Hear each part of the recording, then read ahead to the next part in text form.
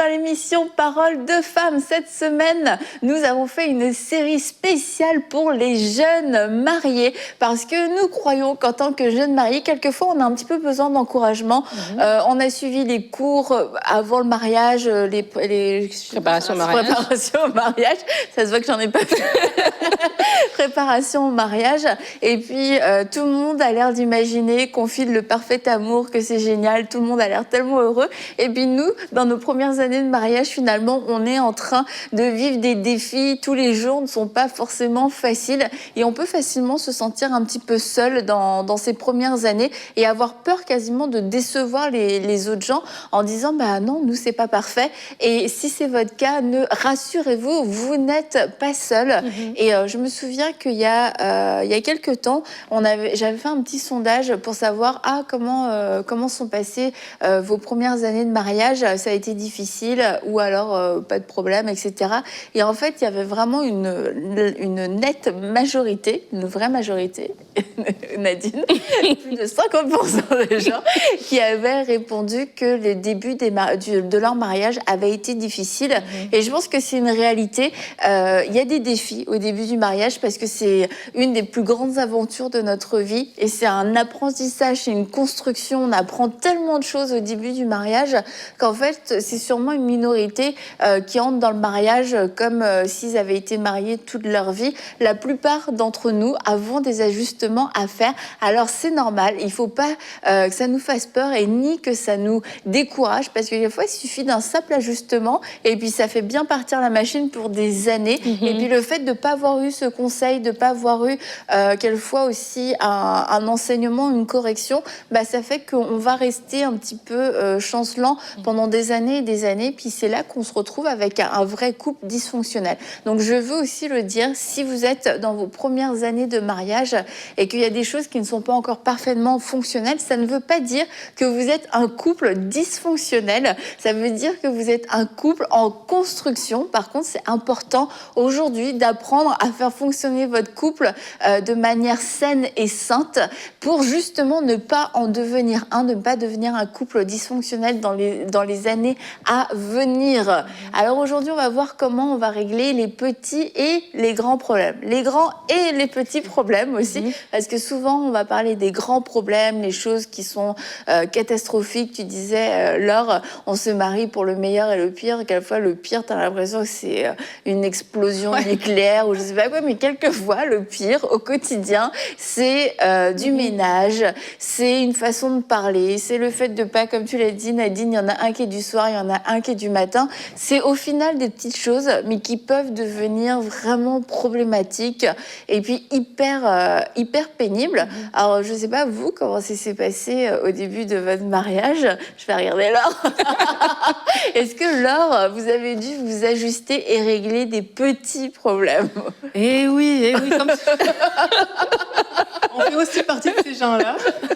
Mais oui, effectivement, mais c'est sûr que dans le mariage, en fait, ce qu'on a réalisé avec Sam, c'est que il faut que tu choisisses vraiment tes conflits, si je peux dire ça comme ça, dans le sens où il y a des choses, oui, c'est important de vraiment, comment dirais-je, c'est important d'en parler, puis c'est important en tout cas, voilà, d'en parler. Mais il y a des choses, des fois aussi, que je pense qu'il faut aussi peut-être faire abstraction, qui sont pas forcément très nécessaires.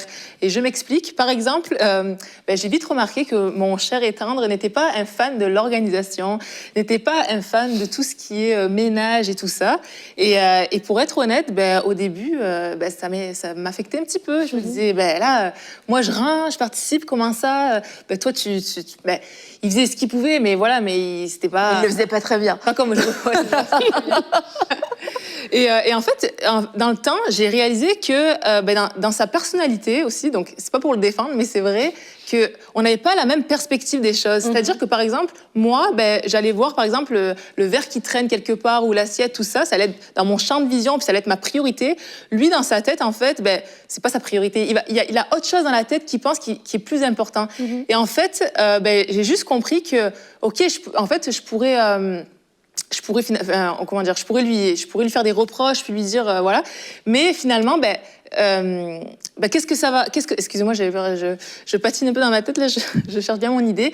Pas de problème, Laure, prends ton temps. Mais qu'est-ce que finalement, ça va me prendre beaucoup moins de temps de moi le faire, parce que moi je le vois, pour moi c'est comme ça, je vois, ça fait partie de moi. C'est naturel. Voilà, que de lui être là derrière son dos à lui dire, écoute, tu peux ranger ça, s'il te plaît, tu peux ranger ça, et que oui, c'est vrai qu'il peut le faire, et que je pense qu'on est tous amenés à s'améliorer, et puis voilà, faut pas non plus, c'est bon, elle va le faire, voilà.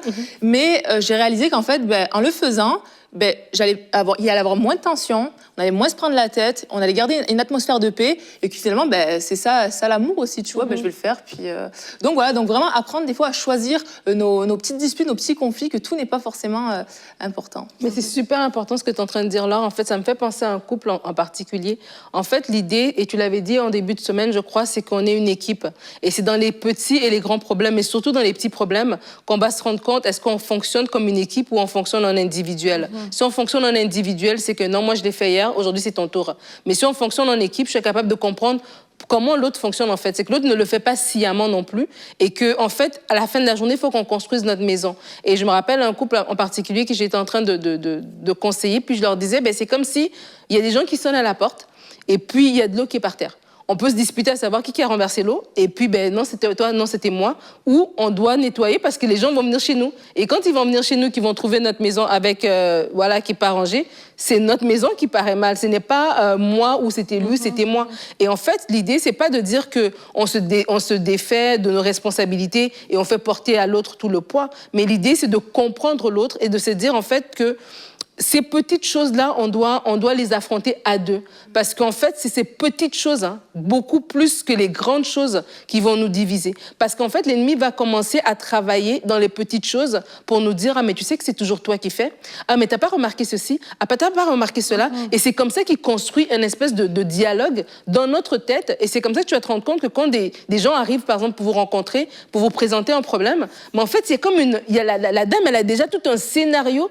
Mais tu dis, OK, ça, c'est le problème qu'elle présente, mais il y a tout un scénario derrière. Pourquoi? Parce que l'ennemi a déjà travaillé ses pensées, son cœur pendant longtemps. Et du coup, les choses qui se passent, c'est juste des raisons, en fait, qu'elle va évoquer pour expliquer un scénario qui est dans sa tête. Et donc, c'est pour ça que c'est super important. Des choses qui paraissent anodines, c'est important de les régler. C'est ces petites choses. Il ne faut pas minimiser les petites choses, mais comme Laure le dit, c'est aussi d'avoir une perspective, et ne pas faire des petites choses des grandes montagnes. Tu vois ce que je veux dire? C'est juste un verre à la fin de la journée. On va pas se défaire pour un verre. Donc, c'est important de tout en prenant des bonnes habitudes, parce qu'on est encore au début du mariage, on est encore dans les 5 premières années, on veut prendre des bonnes habitudes. Tout en prenant des bonnes habitudes, ne faisons pas non plus des montagnes pour des verres d'eau, en fait. Exactement. Et Laure, dans la même lignée, on a une question pour toi dans notre rubrique « Allô les filles », #Allô les filles. Laurette demande « Je ne sais pas comment dire à mon mari que ça m'énerve, qu'il ronfle ». Et ça, c'est vraiment le genre de petits trucs. C'est pas une cause de séparation, mais ça peut venir miner l'ambiance d'un couple. Alors, Laure, tu as cette grande responsabilité de répondre. Oui, Laurette, écoute, figure-toi déjà que je te comprends, parce que mon mari aussi. Laurette, en fait, c'est toi qui as posé la question. Laurette. Mais moi, ça va mieux, là, j'ai trouvé... moi, je mets un bouchon maintenant, puis on dirait que ça m'aide bien, mais je donnerai des petits outils à la fin pour t'aider, si tu veux, pour aider ton mari. Mais sinon, vraiment, oui, c'est vrai que... Bon, là, c'est le ronflement, mais des fois, comme tu l'as dit, Annabelle, il y a des choses qui, finalement, sont pas si graves en soi, mais que si on garde pour nous, finalement, peuvent venir nous ronger, amener une petite tension, ou, tu sais, peut-être envie d'envoyer un petit pic, quelque chose, en fait, et que sur le long terme, ça peut vraiment devenir une montagne, comme on l'a dit, et en fait, c'est ce qu'on veut pas, quoi. Donc, je pense que, premièrement, c'est important, la communication, c'est sûr, et des petites choses comme ça, avant que ça devienne gros, de pouvoir l'exprimer, et de pouvoir le dire à ton mari. Et de te rendre compte aussi que c'est sûr que lui, il ne réalise pas aussi qu'il ronfle peut-être. Il le fait pas exprès Ça, pour c'est t'embêter. Et c'est vrai que des fois, on va dessus dire ouais, mais lui, il peut rien là. Puis en plus, si tu lui dis pas, il en a aucune conscience, le pauvre. Donc toi, autant tu es en train de ruminer quelque chose à l'intérieur, puis lui finalement, il sait même pas ce qui se passe. Il est même pas au courant. Donc c'est quand même à prendre du recul et réaliser, ok, bon là on parle du ronflement, mais ça peut être d'autres choses comme ça des fois, voilà. Donc prendre conscience aussi, c'est ça que ils sont pas forcément au courant ou autre. Et ensuite pour la communication, moi, je t'encourage vraiment, ou je vous encourage, s'il y a même d'autres choses dans le même domaine ou autre, à prier pour vraiment trouver les bons mots pour le dire à ton mari. Parce que c'est vrai que nous, on a notre façon de le dire, mais c'est pas toujours la façon dont notre mari veut l'entendre, en fait. Donc, vraiment, demander au Saint-Esprit de te donner les bons mots pour lui expliquer ce qui te gêne. Et peut-être même, finalement, que tu vas lui dire que... Pardon.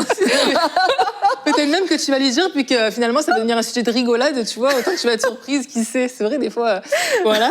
Et aussi, si c'est quelqu'un de plus susceptible, peut-être, prier aussi pour les bons mots et aussi pour le bon temps, parce que des fois, on n'est pas toujours dans le bon temps, on dit quelque chose, mais la personne, elle n'est pas du tout ouverte à recevoir quoi que ce soit, donc aussi avoir de la sagesse et être vigilante à voir si c'est le bon temps. Mm-hmm. Et puis et voilà, donc en gros ça c'est de base et c'est ce que je pourrais te dire, ou si vous vivez autre chose dans le même état d'esprit, quoi. Et je voudrais aussi lire le verset dans Hébreux 13:16 qui dit et n'oubliez pas de faire le bien et de vous entraider, car c'est à de tels sacrifices que Dieu prend plaisir. De vraiment nous encourager, quelle que soit la chose, à être une bénédiction pour l'autre, à nous aider à nous faire grandir, à rester toujours dans l'amour, parce que finalement c'est ça qui va c'est ça l'amour, quoi. C'est ça qui va vraiment aider, plus que finalement ruminer ou ne pas dire les choses ou autre. Voilà, c'est ça. Et pour finir, pour des petits conseils pratiques, parce que même si tu lui dis, c'est pas pour ça qu'il va arrêter de ronfler. Hein, je veux dire, on peut lui dire, on peut en rire, mais aussi c'est bon d'avoir des petits conseils pratiques. Donc moi, pour ma part, je mets un bouchon dans l'oreille. Je pensais que j'aimais pas ça, mais finalement, ça s'adapte vraiment bien, donc ça m'aide beaucoup. J'en mets juste dans une oreille. Comme ça, je peux aussi entendre mes enfants s'il y a quelque chose, mais c'est parfait pour ça, pour les ronflements, pour atténuer le bruit. Sinon, j'ai vu qu'il existait plusieurs choses finalement pour les gens qui ronflent. Comme il y a des oreillers qui sont spéciaux qui aident pour le ronflement. Il y a aussi des appareils buccaux qui vont aider aussi à éviter le ronflement. Non, mais c'est vrai. C'est cool. C'est bon à savoir parce que peut-être qu'on ne le sait pas, tu vois, que les gens ne savent pas. Il y a aussi des sangles bizarrement qui se mettent autour. Ça crée d'autres problèmes, tu ronfles pas. Mais en tout cas, tout fait pendant la nuit. Mais après, à voir avec ton mari, bien sûr, il ne faut pas lui imposer. Et puis, j'ai vu aussi qu'il y avait des petites montres qui envoyaient comme un genre d'impulsion lorsqu'il y avait des ronflements. Du coup, ça passe en cri de douleur. Non, c'est vraiment bien fait.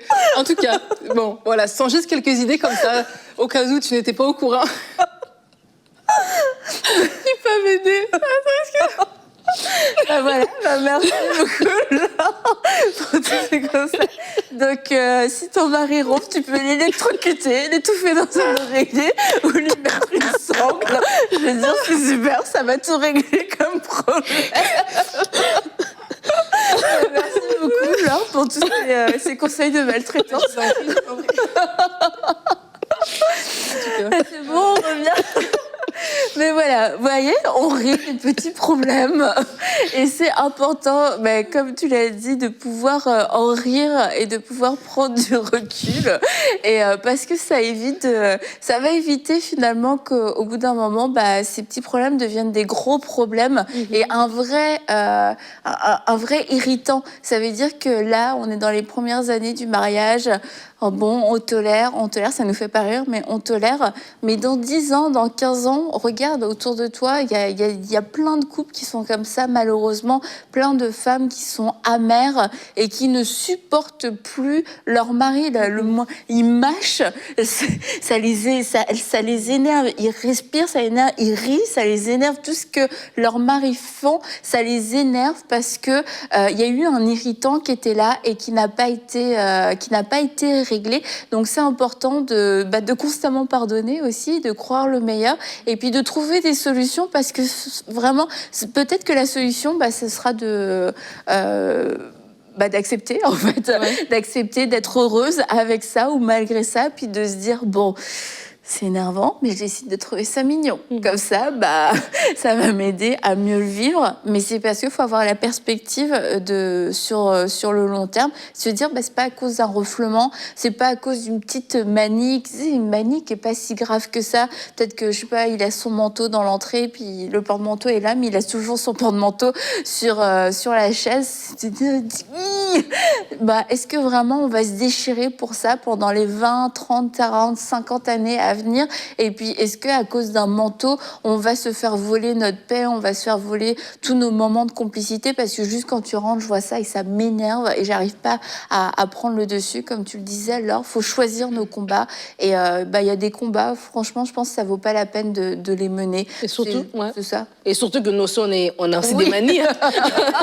On le sait peut-être pas, mais nous aussi, on a des petites manies et que notre mari, il passe par-dessus aussi ces manies-là.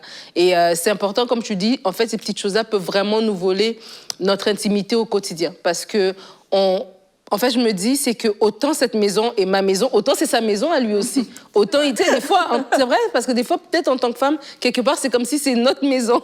Et lui, il habite dans notre maison. Il doit mettre les assiettes comme moi je veux faire. Mais non, c'est votre maison à vous deux, en fait. Et c'est de trouver cet équilibre à vous deux, vraiment, par rapport aux petites choses du quotidien, comme tu dis, parce que c'est des petites choses qui peuvent vraiment nous voler notre joie. Et dans Joël, il y a ce passage qui nous parle des sauterelles. Je vous remplacerai les années qu'on dévorait la sauterelle, le grillon, le criquet et la chenille. Bon, je ne vais pas vous faire un cours de sauterelle, de grillon, de criquet et de chenille, mais ce sont de petites choses, ce sont de petits insectes. C'est pas un lion, c'est pas un ours, ce sont des petites choses. Et quelquefois, on est négligent en fait envers ces petites choses. Et finalement, ces chenilles, ces sauterelles, grillons, criquets et chenilles ont détruit toute une récolte. Ça a amené la famine, ça a amené la désolation, ça a amené le désespoir à tel point où ce peuple avait vraiment besoin d'une reconstruction, d'une restauration. Et puis dans notre couple, si on laisse ces petites choses venir dévorer, on peut se retrouver, oui, dans quelques années, avoir une récolte complètement dévastée, mais on se dit pourquoi il n'y a pas eu de lion qui est passé, il n'y a pas eu d'ours qui est passé, il n'y a pas eu de grosses choses qui sont passées. Qu'est-ce qui nous est arrivé? Ce sont toutes ces petites choses qui sont venues dévorer petit à petit, dévorer notre paix, dévorer notre joie, dévorer notre amour quelquefois, dévorer notre complicité. Et puis on se retrouve complètement dépourvu au bout de quelques années. Pourquoi? Parce qu'on a été négligent envers ces petites sauterelles. Ça semblait rien du tout, ça semblait insignifiant. Mais ces choses vont faire leur travail dans votre couple, un travail de destruction. Et c'est pour ça, faut les détruire directement, faut les traiter et ne pas laisser ces petites choses devenir des grandes choses et puis demain se retourner et se dire mais qu'est-ce qui s'est passé? On s'est complètement fait voler. Alors quand il y a une sauterelle qui passe, c'est facile de la traiter. Par contre, quand on laisse 1, 2, 3, 4 et puis finalement tout un troupeau, un essaim, beaucoup de sauterelles, ça devient critique.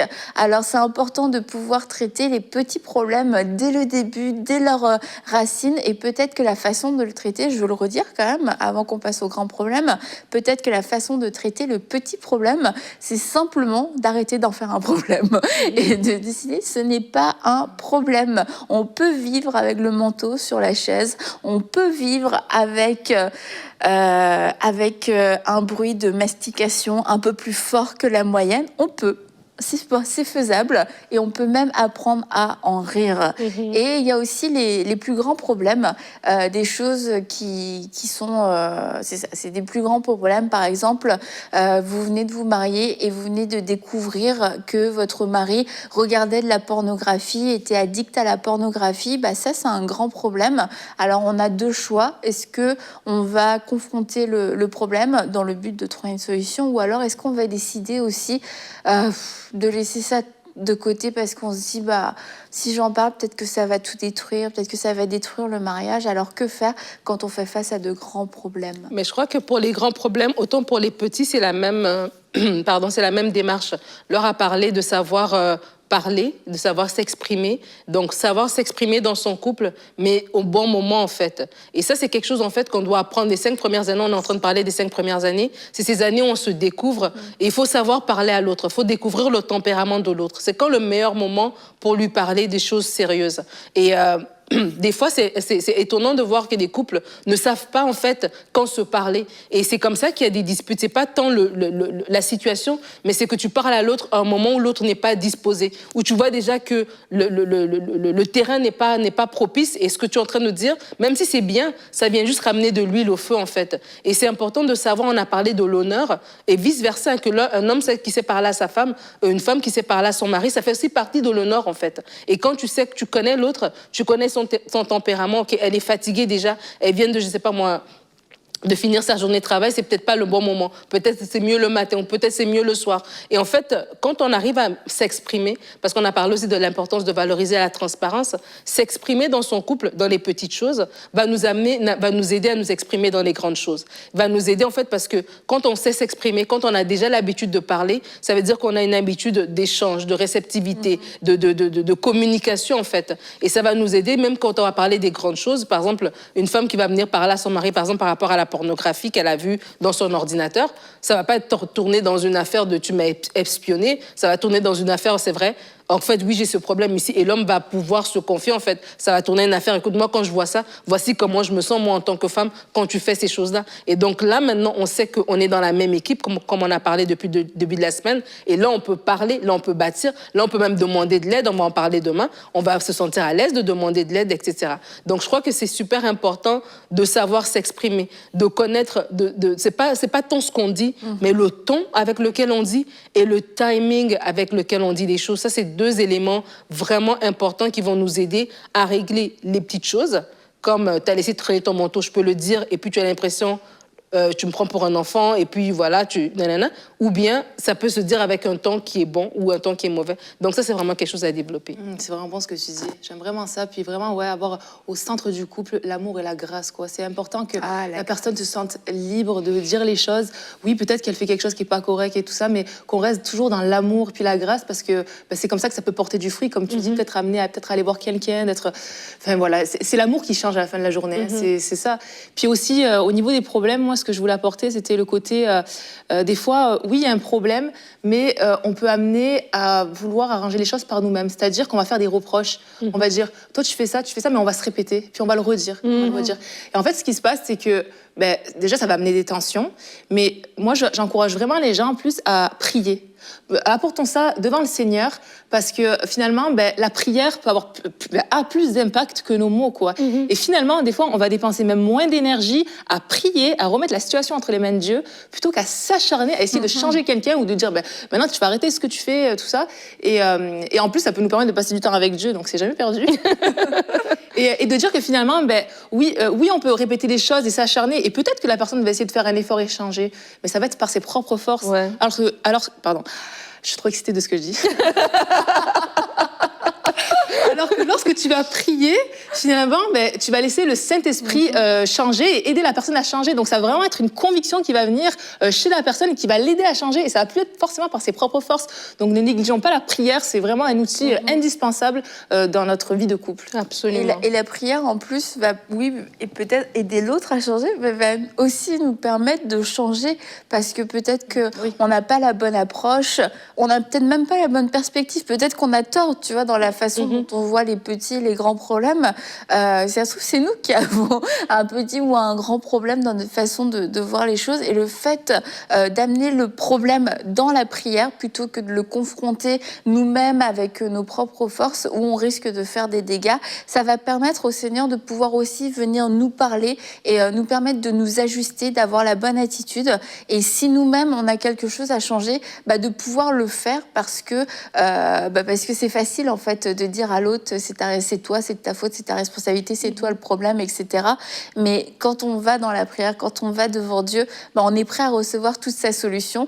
Et souvent, quand on amène un problème devant Dieu, un problème relationnel, souvent, Dieu va nous montrer notre part de responsabilité à nous aussi, et va quelquefois nous dire, écoute, franchement, laisse Là, c'est toi qui vois mal. C'est à toi de changer. C'est à toi de t'ajuster. Et ça, il y a que Dieu, quelquefois, qui peut nous le dire, parce que si c'est notre mari qui nous le dit, on va le prendre super mal, on va pas le recevoir. Et donc, oui, excellent conseil. Aller dans la prière, petit, grand problème, on va dans la prière. Et prier ensemble aussi, hein, parce que prier soi-même, mais prier ensemble. Parce qu'en fait, j'ai envie de dire que par rapport aux grands problèmes, en fait, j'ai déjà vu, hein, des fois, tu peux avoir un grand problème, mais votre façon de le gérer, de le porter, quelqu'un d'autre va dire, mais comment vous avez fait pour traverser cette épreuve ? Mais vous l'avez traversée, pourquoi ? Parce que vous avez déjà cette habitude de prier ensemble, de se tenir par la main, en fait. Et ce problème ne va pas vous écraser. Il y a ce verset dans le Cantique qui dit que les grandes eaux ne peuvent pas submerger l'amour. Et en fait, c'est de se dire, en fait, qu'on se marie, on se met ensemble, on s'unit, et quand la vie viendra, ok, elle va pas nous submerger, en fait, elle va pas nous renverser. Et ça, c'est ces engagements-là qu'on prend au début du mariage. Mais après, maintenant, dans le quotidien, comment on fait pour l'appliquer ? C'est justement si on a on se serre les coudes même par la prière va nous unir. Mais même dans notre attitude, dans notre quotidien, on se serre les coudes de manière à ce que quand on arrive devant un grand problème, par exemple, comme un chômage, ben, on a parlé que les finances, c'est une source de tension. Mais tu vas voir des couples qui ont un seul salaire, mais ils sont amoureux, ils savent partager le peu qu'ils ont, etc.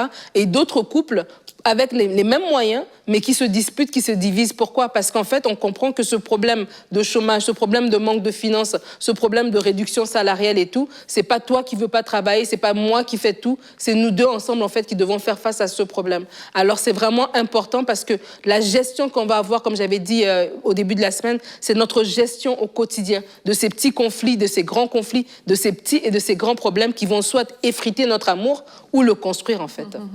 Et aussi, par rapport aux gros problèmes, ça peut être toutes sortes de choses. Là, on avait pris l'exemple de la pornographie, mais ça peut être vraiment toutes sortes de choses.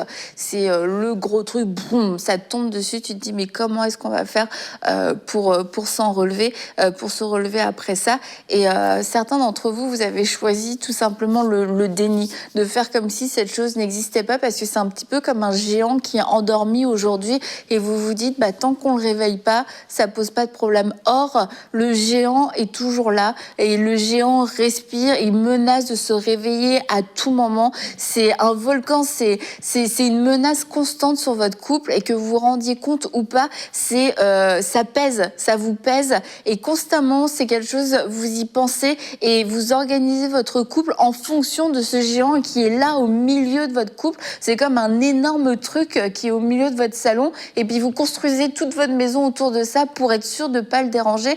Mais en fait, c'est pas le problème qui doit dicter la manière dont vous allez vivre, c'est vous qui devez prendre le problème en main, que vous devez apprendre à parler à la montagne. Et pour ça, ça demande de la foi, ça demande de croire que oui, Dieu va agir, que Dieu va nous donner des solutions, Dieu va nous donner la force de pouvoir triompher, et de ne pas être comme l'armée qui fuyait devant Goliath, qui tremblait de peur à chaque fois que Goliath sortait. Goliath ne les attaquait même pas, juste Goliath se montrait et parlait, et ils tremblaient tous de peur. Mais être comme David, croire que j'y vais au nom de l'Éternel avec ce que j'ai, et je ne laisserai pas ce géant dominer ma vie, je ne laisserai pas ce géant menacer mon couple, je ne laisserai pas ce géant venir me dicter ce que ma vie sera. Nous avons la victoire sur ce géant. Alors vraiment, fortifiez-vous, prenez courage, fortifiez-vous dans la présence de Dieu, et allez affronter ce géant, et vous allez le terrasser en couple, et ce géant n'aura pas raison de votre couple.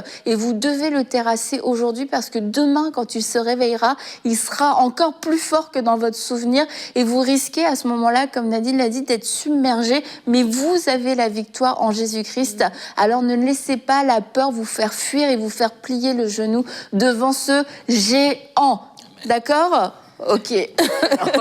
Donc on va se retrouver demain pour une prochaine émission, et nous verrons comment nous pouvons demander de l'aide pour notre couple. À demain dans Parole de Femme.